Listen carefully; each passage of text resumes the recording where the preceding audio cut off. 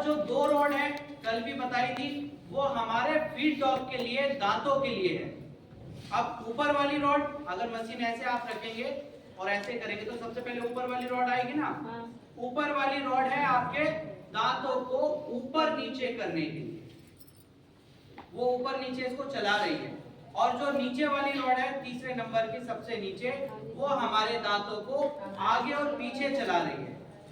अब वो काम तो कर रही है, लेकिन जब वो काम करना बंद कर देती है तब हमारी जो दिक्कत आती है, कपड़ा पीछे नहीं जा रहा या दांत हमारे ऊपर नहीं है नीचे चले गए, तब हम उन्हीं रॉडों से पेज को खोल के और शिफ्ट करते हैं, ऊपर नीचे कर सकते हैं। जहां पर भी हमें करना है उसको हम कर सकते हैं।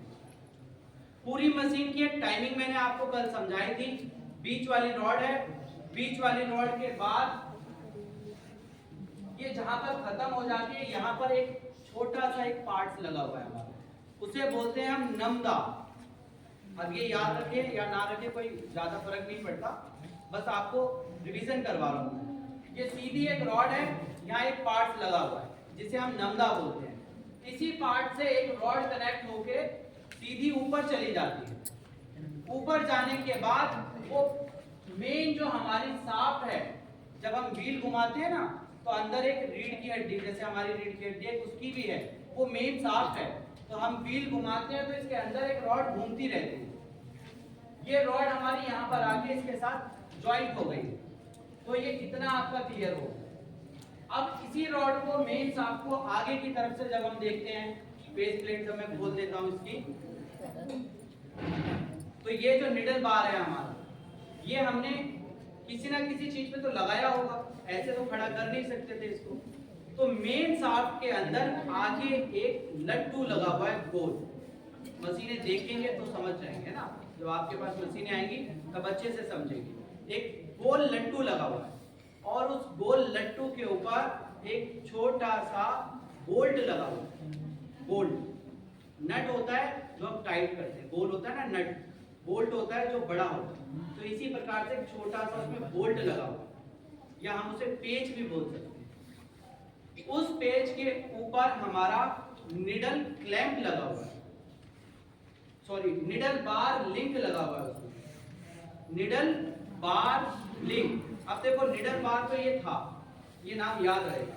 तो इसमें क्या लगा हुआ है? लिंक। बस एक लिंक लगा हुआ है। लिंक का मतलब किसी चीज को कनेक्ट करना, किसी चीज को जोड़ना। एक लिंक हो गया, मैं आपसे लिंक हो गया है ना, वो एक लिंक है। तो उसमें लिंक लगा हुआ है।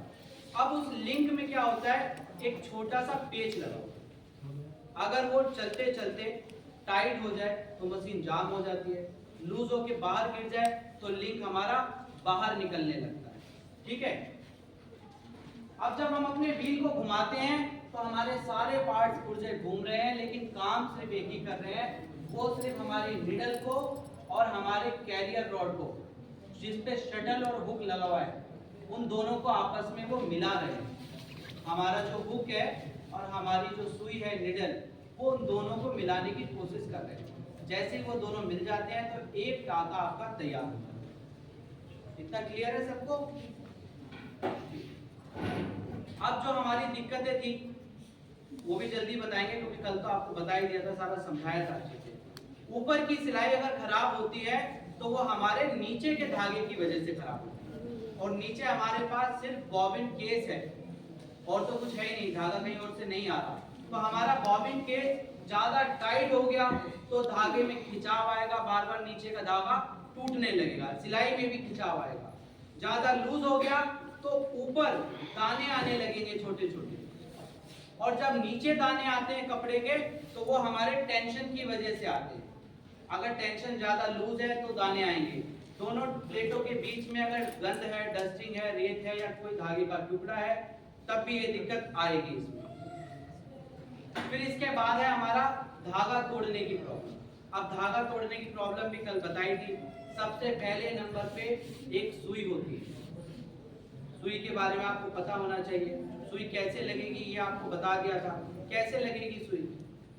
सुई का नंबर लगानी नहीं है, किसी को बताना है, मुझे बताना है। आप बताइए कि इस मशीन में अगर सुई लग